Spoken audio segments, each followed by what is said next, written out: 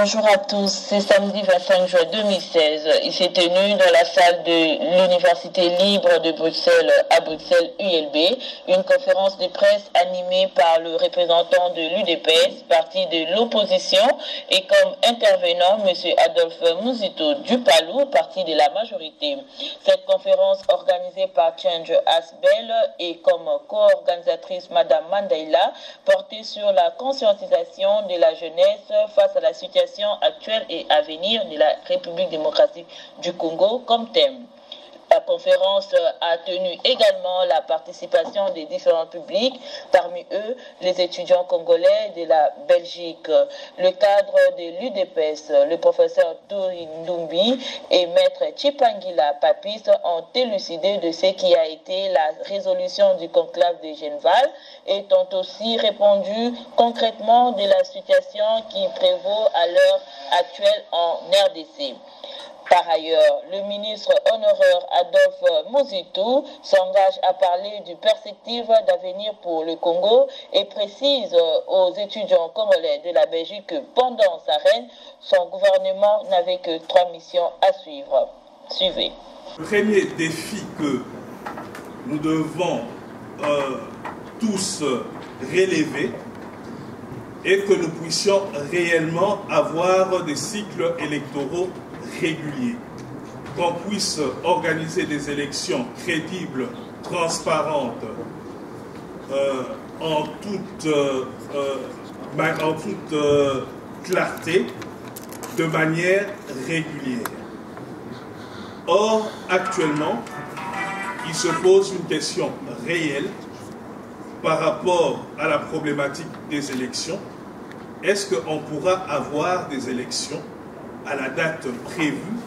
Vous comprenez que toute la problématique politique en RDC est liée à une question juridique.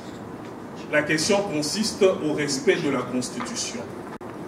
C'est pour cela j'aimerais vous parler très rapidement et brièvement de l'élection présidentielle, qui est la seule élection qui est assortie d'une contrainte constitutionnelle, pour essayer de définir les contours juridiques de la fonction du président dans le cadre du processus électoral. Je prendrai la Constitution que je lirai très rapidement, article par article, pour que tout le monde puisse comprendre la problématique actuelle que nous avons en RDC. Je commencerai dans un premier point par développer la fin du mandat du président en exercice et l'entrée de son successeur qui devra être élu. Dans un deuxième point, je parlerai du président intérimaire. Toute la question qui se pose sur le président du Sénat, dans quelles circonstances il peut exercer les fonctions du président en cas d'empêchement définitif.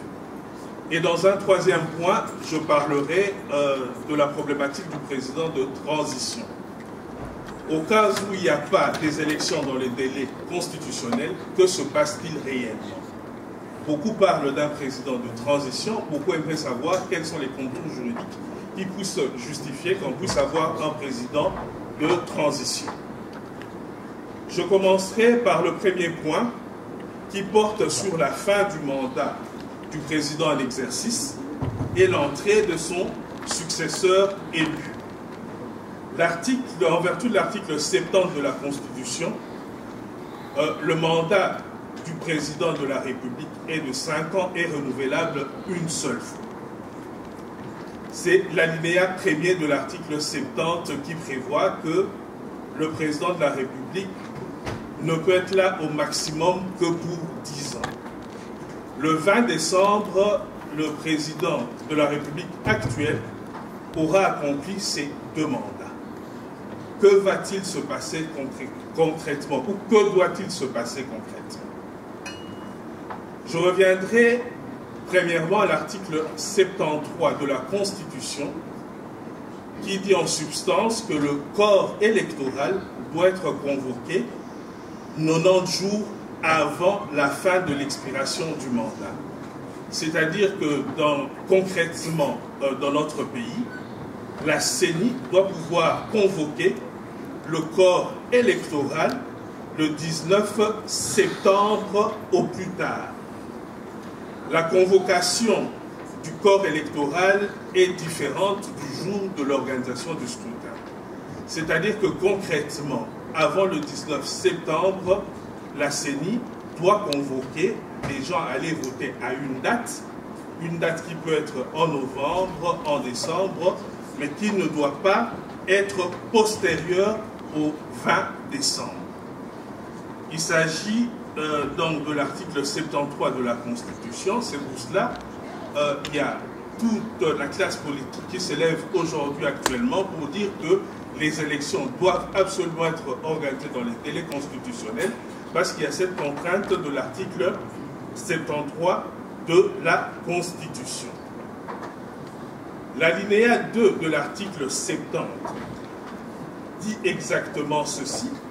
À la fin de son mandat, le président de la République reste en fonction jusqu'à l'installation effective du nouveau président élu. Pour comprendre cette disposition, il faut la lire de manière combinée avec l'article 74, alinéa 1 de la Constitution, qui dit que le président de la République élu entre en fonction dans 10 jours qui suivent la proclamation des résultats définitifs de l'élection présidentielle.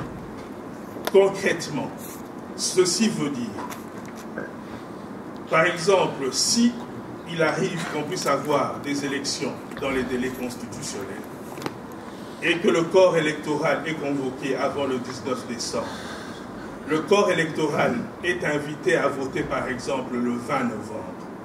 La CENI proclame les résultats provisoires de l'élection présidentielle le 3 décembre. Et puis des recours sont introduits à la Cour constitutionnelle et que la Cour constitutionnelle proclame les résultats définitifs de l'élection présidentielle, je donne une date, le 18 décembre. C'est-à-dire que le nouveau président élu ne rentrera en fonction que 10 jours après son élection, c'est-à-dire qu'il rentrera en fonction le 28 décembre. C'est pour cela le constituant a prévu l'alinéa 2 de l'article 70. Le président sortant, fin de mandat, fin décembre, nouveau président entre en fonction le 28 décembre. Vous comprenez qu'entre le 20 et le 28 décembre, pour éviter un vide institutionnel, l'article 70 prévoit que le président sortant reste en fonction jusqu'à l'installation du nouveau président durant cette période. Par rapport à cette question, il y a l'arrêt de la Cour constitutionnelle, c'est-à-dire qu'un groupe des députés de la majorité ont questionné la Cour constitutionnelle pour savoir s'il n'y a pas élection, donc le 20 décembre, est-ce qu'on peut estimer que, est-ce qu'on peut considérer que le président en exercice restera en fonction jusqu'à une éventuelle élection de son successeur, ou on doit considérer que son mandat prend fin à la date du 20 décembre. Deuxième question qui a été posée à la Cour constitutionnelle, ça il s'agit par contre du président par intérim, donc du président du Sénat qui doit exercer les fonctions du président de la République en cas d'empêchement définitif. Est-ce qu'on peut considérer que la fin du mandat du président de la République constitue un empêchement définitif qui permet au président du Sénat d'exercer les fonctions? Ce sont les deux questions qui ont été posées à la Cour constitutionnelle. Par rapport à cela, il faut lire attentivement cet arrêt de la Cour constitutionnelle. Contrairement à ce que soutient la majorité de nos politiques, la Cour constitutionnelle n'a jamais suivi l'avis de ses députés. La Cour constitutionnelle dit simplement ceci dans son arrêt. L'article 70 est clair et ne nécessite pas d'être interprété.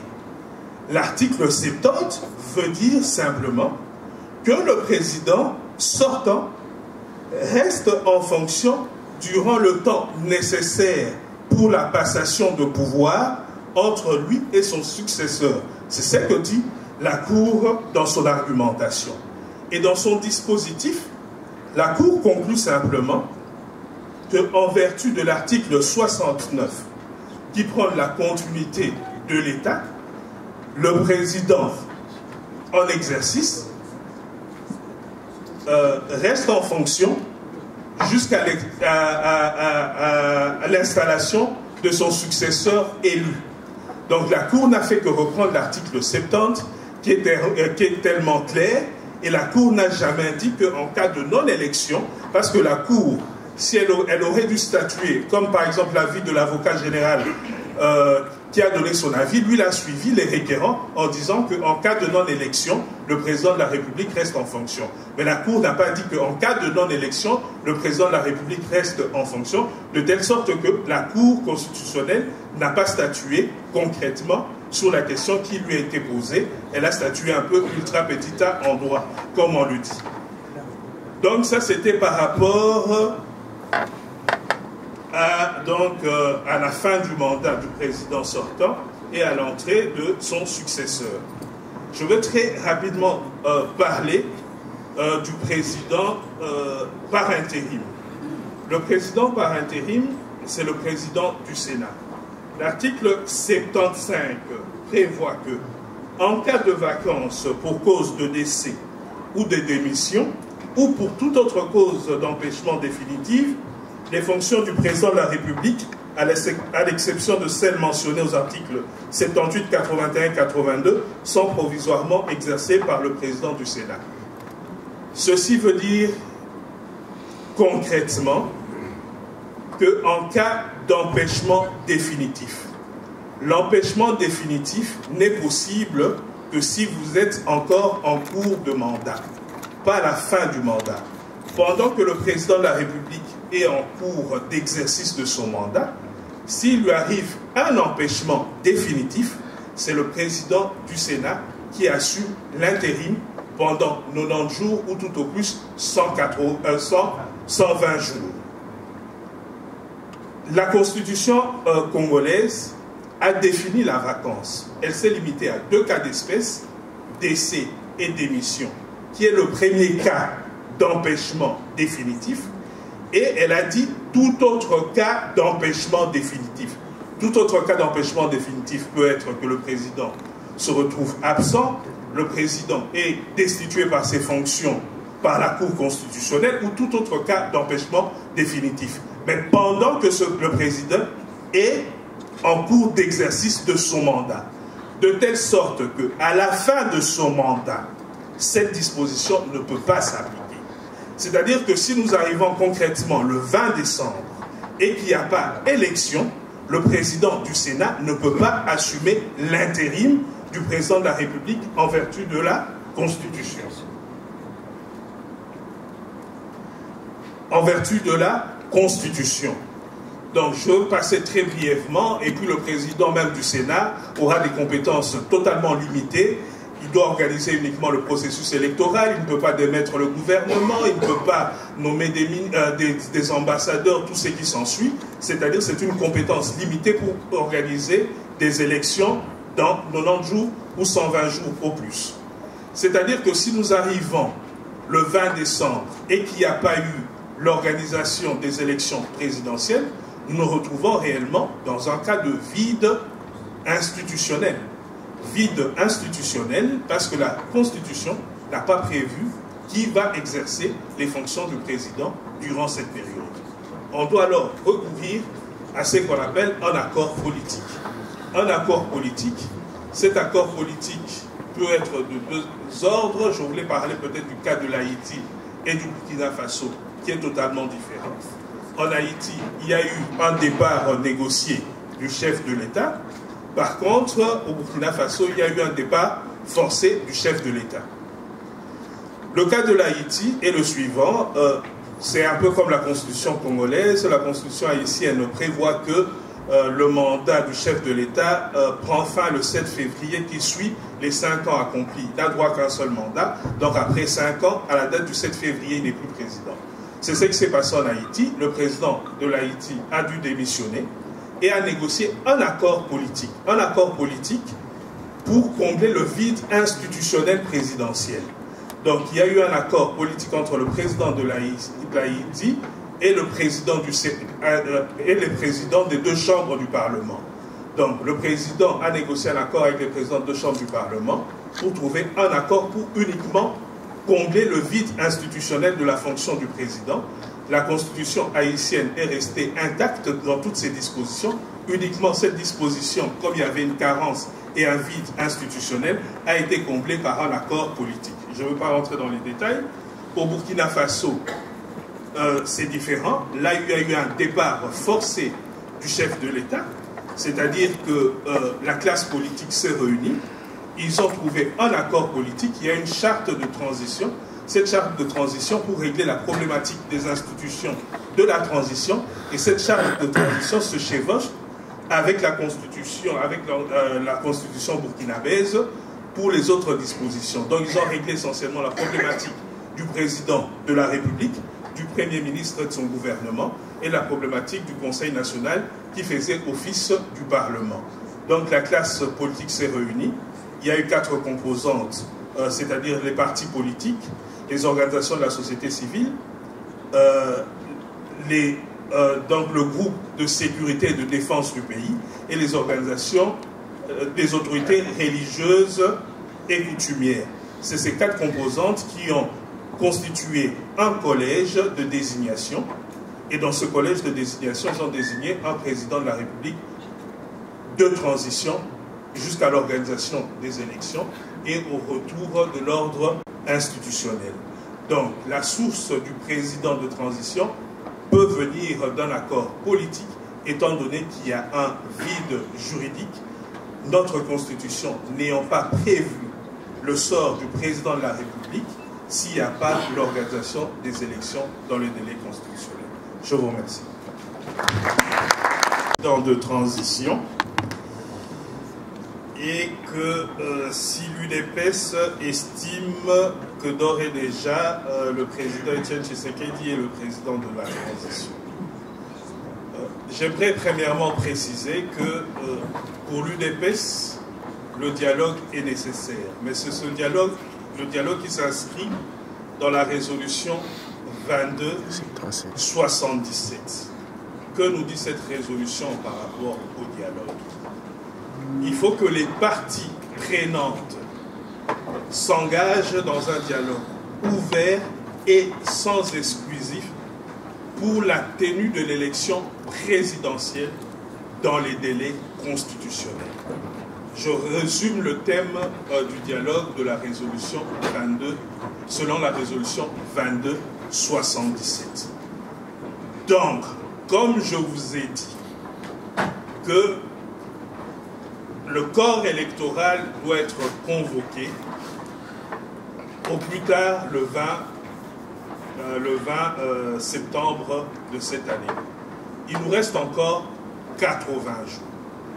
Le but est que tous les acteurs congolais puissent respecter la Constitution. C'est-à-dire qu'on se mette rapidement autour d'une table dont l'unique but est de trouver les voies et moyens pour pouvoir encore organiser ces élections dans les délais constitutionnels. La question revient aux techniciens en matière électorale. Est-ce que le fichier électoral, parce que c'est ça la base, est-ce que le fichier électoral peut-il encore être révisé dans les 80 jours qui nous restent? Selon quel mécanisme? En tenant compte de l'enrôlement des nouveaux majeurs, en tenant compte de l'enrôlement des Congolais de l'étranger. Je vois il y a une certaine avancée. La loi sur l'identification et l'enrôlement des électeurs a été adoptée. Je vois qu'on annonce le début de l'enrôlement des électeurs pour le mois de juillet. Mais je ne sais pas si, au courant de ces 80 jours, nous pourrons obtenir un corps électoral, c'est-à-dire un fichier électoral définitif nettoyé. Ça, cette question, je la renvoie aux experts sur les questions électorales. Donc, le but du dialogue est qu'on puisse réellement avoir des élections dans le délai constitutionnel. Et c'est ça l'objectif de l'UDPS, et qu'on organise des élections en respectant la Constitution. Mais au-delà de tout ça, il faut aussi prévoir au cas où il n'y a pas des élections. C'est dans ce cas que nous disons qu'il faut un président de la transition, parce que de toutes les façons, la Constitution ne règle pas le problème. On se pose la question sur la base juridique. Mais la base juridique, elle ne peut pas relever de la Constitution, parce que la Constitution n'a pas réglé le problème. On doit aller tirer la source du droit dans la pratique internationale, dans d'autres dispositions, dans les principes généraux du droit. On pourrait dire, par exemple, ceux qui soutiennent la thèse que le président Kabila doit rester au pouvoir en vertu du principe de la continuité de l'État. Or, ce principe est circonscrit par la Constitution dans son article 69, qui dit que le président de la République respecte la Constitution, il assure par son arbitrage le bon fonctionnement des institutions et la continuité de l'État. Donc la continuité de l'État ne s'inscrit selon la Constitution que dans le cadre du bon fonctionnement des institutions et du respect de la Constitution. Voilà, je crois qu'au point de vue juridique, l'essentiel a été dit.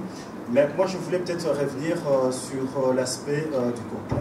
On dit, j'ai entendu par-ci, par-là, dire qu'on a déjà choisi Tshisekedi, on va violer la Constitution. Non. La position de l'UDPS est simple et claire. À l'heure actuelle, c'est la Constitution, rien que la Constitution. Qu'est-ce que la Constitution a dit? Maître Tshipangila vient de l'expliquer, je ne vais pas revenir là-dessus. Au 20 décembre 2016, il n'y a pas élection, Kabila n'est pas légitimement président de la République. Alors qu'est-ce qu'on fait? Est-ce qu'on descend tous dans la rue? Non. L'UDPS, parce que cette crise, il faut voir d'abord l'origine de cette crise, la crise actuelle. L'origine, c'est quoi? L'origine vient d'où? C'est des élections de 2011. Vous savez très bien qu'il y a eu un problème de légitimité au niveau des élections de 2011. Et c'est pour sortir de cette crise de légitimité que l'UDPS et que l'accord cadre d'Addis Abeba, que vous savez et que vous maîtrisez assez bien, je l'espère, a donné les voies et moyens de pouvoir résoudre cette crise. Et quand vous allez dans les chapitres 7 et 8 de la résolution 2277, qu'est-ce que la résolution dit? C'est simple. Il faut faire la réconciliation, réconcilier les gens par rapport aux élections de 2011. Il faut trouver de voies et moyens de pouvoir organiser des élections crédibles et tout ce qui s'ensuit pour qu'on passe à l'alternance. Il n'y a que ça. Il n'y a que ça. Voilà. Donc, au 20 décembre, ou bien on va trouver la source de légitimité au niveau de la Constitution. Si on ne peut pas organiser des élections pour des raisons X, Y, Z, il ne peut y avoir qu'un accord politique. Qu'un accord politique pour pouvoir régler cette période qui va aller de la fin de mandat de Kabila à l'élection de nouveau président qui sera élu. Il n'y a pas d'autre issue, il n'y a pas d'autre voie. Tout le reste, ça sera de la violation de la Constitution et Dieu sait qu'en cette matière-là, où est-ce que ça va nous amener. Pour dire la question concernant M. Tshisekedi, M. Tshisekedi a violé la Constitution. Mais il ne faut pas confondre les désirs, les souhaits, l'envie des uns et des autres et les substituer à la loi ou à la Constitution. À l'UDPS, on dit, parce qu'on va aller au dialogue. On va aller au dialogue que moi j'appelle dialogue 2277, c'est-à-dire dans le cadre de la résolution. Si on arrive à ce dialogue-là, parce que les gens qui ont échoué, on ne va pas leur demander de gérer la Constitution, nous allons proposer. C'est une proposition. La proposition, c'est quoi? C'est que Tshisekedi, qui était, qu'on le veuille ou pas, élu en 2011, qu'il puisse assumer cette transition. Cela ne veut pas dire qu'on va l'imposer. Il y a les gens de la majorité qui sont ici si ils ont leur candidat pour la transition, ça va se négocier. Les dialogues, c'est ça. On n'arrive pas au dialogue avec des solutions toutes faites en disant, voilà, nous, c'est M. Tshisekedi ou rien. Non, nous disons, nous proposerons M. Tshisekedi si nous arrivons à ces dialogues. Et si on arrive à persuader nos amis, nos frères d'en face de la majorité présidentielle, tant mieux, pourquoi pas. Merci pour la parole. Yeye Kizefo, Congo Succès. J'aimerais savoir, nous le savons tous que le gouvernement actuel veut se maintenir au pouvoir et personne ne peut me le contester, j'espère bien. Ben, au cas où il n'y a pas des élections, au cas où le dialogue 22 n'allait pas non plus, quelle serait la suite? Et j'aimerais aussi savoir qu'est-ce que la CENI, au niveau de la CENI, pardon, qu'est-ce qui les empêche d'organiser les élections?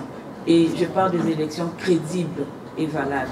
Parce qu'en 2011, il y a eu 2 fois des élections au pays, il y a toujours eu de soucis et des gens crient toujours que les élections n'ont pas été crédibles. Et j'aimerais savoir actuellement si la CENI peut nous garantir qu'il y aura des élections crédibles et transparentes, et si possible. Merci. Oui, Joël Mbeka. Ma question était aussi, si déjà vous dites que l'enrôlement est difficile, alors que Kabila, en 12 jours, a enrôlé tous les GSM du Congo. Si vous dites que l'enrôlement est difficile, pourquoi ne pas tout simplement accepter d'avoir déjà ce nombre de personnes et faire les élections? Parce qu'on n'est pas encore assez organisé dans le pays pour pouvoir avoir tout le monde. Toutes les naissances ne sont pas faites, tous les décès ne sont pas inscrits. Donc c'est ridicule de courir après l'impossible.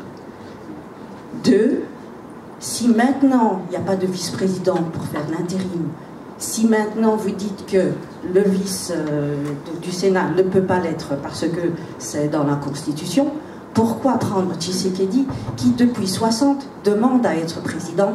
Pour moi, il me faut une personne neutre qui ne soit pas sur les listes. Et à ce moment-là, ce serait plus crédible. Voilà. Merci messieurs, et je vous demanderai de conclure par la même occasion. Merci. Voilà. Là, la question de madame, c'était au niveau de dialogue, c'est ça? Oui, au niveau du dialogue et de l'organisation des élections. Oui, voilà. Donc moi, je vais être bref parce qu'on arrive quasi à la fin de notre intervention. La problématique des élections en République démocratique du Congo est simple. Le problème, c'est quoi? Il y a les gens de la majorité dans la salle. C'est tout simplement M. Kabila ne veut pas quitter le pouvoir. Vous savez, le pouvoir, c'est comme la drogue, hein, ça reviendra même à nous autres aussi. Dès qu'on y est, on ne veut pas lâcher l'affaire. Ici, la problématique, les problèmes techniques dont on nous parle, de la CENI, de l'enrôlement, de tout ça, ce sont de faux problèmes. Parce qu'on a organisé des élections en 2006, on a organisé des élections en 2011, où on savait très bien qu'en 2016, il y aurait des élections. Si on arrive à cette impasse, madame, c'est tout simplement parce que la majorité actuelle ne veut pas laisser le pouvoir. Et vous dites qu'est-ce qui va arriver? Vous dites Tshisekedi comprenne X, Y, Z. Moi, je vous ai dit, il ne faut pas confondre les souhaits. Vous pouvez quand même me permettre d'avoir encore des souhaits, des envies. Si j'ai envie que ça soit Tshisekedi comme le président de la transition, et pourquoi pas? Si les gens de la majorité demandent quelqu'un d'autre, pourquoi pas? C'est la négociation qui va trancher. Mais vous ne pouvez pas m'empêcher d'avoir une envie, d'avoir un vieux président, au moins il ne va pas s'éterniser, il s'en ira un peu rapidement. Voilà. Maître Papi-Steve Baguila, ce sera par la même occasion le mot de la fin de nos 2 orateurs.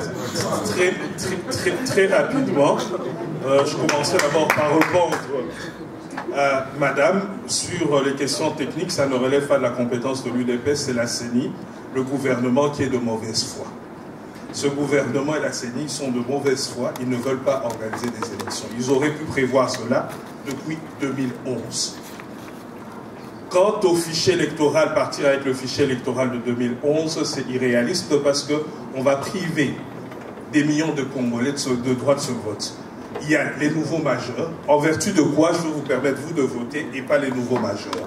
En vertu de quoi je vais permettre les Congolais qui vivent à Kinshasa de voter pour l'élection présidentielle et pas les Congolais de l'étranger. On ne va pas créer une nouvelle discrimination. Il faut que tous les Congolais qui sont susceptibles de voter puissent voter. Et en plus, ce fichier de 2011, il faut le nettoyer. Il y a des morts, il y a beaucoup de choses. Donc, on ne peut pas aller aux élections uniquement avec ce fichier qui est impropre. Alors, il faut faire un appel. Donc, pour la suite, régler les problèmes techniques, j'ai dit, il reste 80 jours. Les techniciens, si on met les moyens, c'est possible. Mais c'est cette majorité qui ne veut pas de cela. Et pourquoi nous réclamons qu'au cas où il n'y a pas élection, que le président Étienne Tshisekedi soit le président de la transition? Par rapport à l'origine même du contentieux de 2011, nous estimons que c'est le président Tshisekedi qui avait gagné ces élections. Il y a cette crise récurrente jusqu'à ce jour, parce qu'il y a ce contentieux de 2011. Personne ne peut le nier, parce que même le président Kabila en a fait référence dans son discours par rapport à la convocation du dialogue, il reconnaît qu'il y a eu des problèmes en 2011. Donc, la majorité qui est à l'origine de sa propre turpitude, on estime que, comme la Constitution ne prévoit rien, on ne peut pas continuer avec un membre de la majorité et que ceci revient de droit à ceux qui militent pour le changement.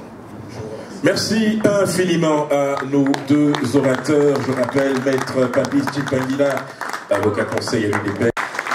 Nous allons à présent passer à... ça continue. Nous avons avec moi professeur Dorine Ndumbi. Bonjour. Bonjour professeur. Bonjour. Vous avez intervenu, vous avez répondu à nos questions dans la salle. Nous vous remercions, professeur. Mais dites-nous, pourquoi aller au dialogue 22 septembre 7? Merci pour la question. Donc, comme nous l'avons vu tout à l'heure, pourquoi nous voulons aller au dialogue? Nous voulons aller au dialogue pour 2-3 raisons. Si nous demandons le dialogue, c'est parce qu'il y a une crise. On est dans le pass au niveau de la République démocratique du Congo. Cette crise-là est née des élections de 2011.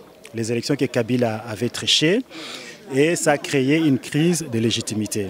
Donc nous sommes arrivés à un moment où dans le pays on a l'impasse, on a la question de légitimité. Maintenant, l'accord cadre d'Addis Abeba et l'UDPS ont préconisé pour sortir, pour régler cette crise, d'avoir un dialogue entre toutes les parties prenantes à ces crises. C'est-à-dire, on va se mettre d'accord sur la crise de 2011 et puis baliser le voie pour avoir de bonnes élections en 2016.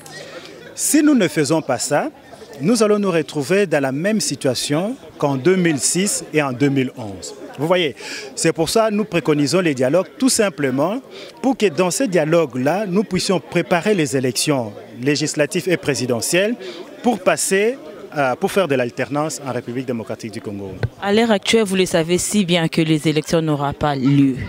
Vous êtes conscient, professeur? Vous dites que les élections n'auront pas lieu. Nous savons que la Constitution dit que 90 jours avant la fin de mandat de l'actuel président. Ce ne sont pas les aveugles, hein, excusez-moi. Tout à fait. Mais nous savons tous que le président actuel, il fait de fausses manœuvres pour se maintenir au pouvoir. Tout à fait. En fait, la crise électorale en République démocratique du Congo, c'est une crise voulue. Donc ce sont des manœuvres dilatoires du régime actuel et de M. Kabila, parce que M. Kabila ne veut pas quitter les pouvoirs. Mais nous disons tout simplement qu'arrivé au terme en décembre, le 20 décembre 2016, s'il n'y a pas élection, Kabila n'est pas président. C'est aussi simple que ça. Il ne sera pas président parce que son mandat termine. Il n'y a pas d'autre alternative constitutionnelle pour qu'il puisse être au pouvoir.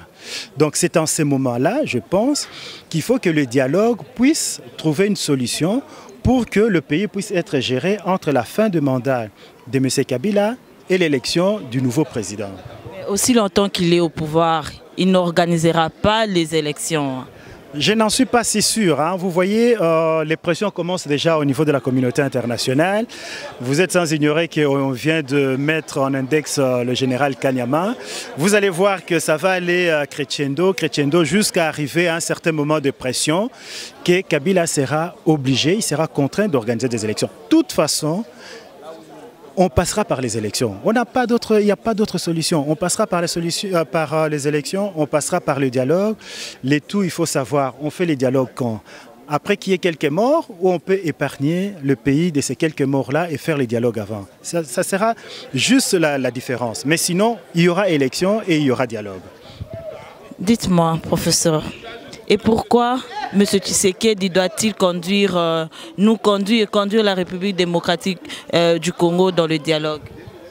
Dans les dialogues, en fait, les dialogues, c'est les dialogues de l'UDPS avec le pouvoir en place, M. Kabila.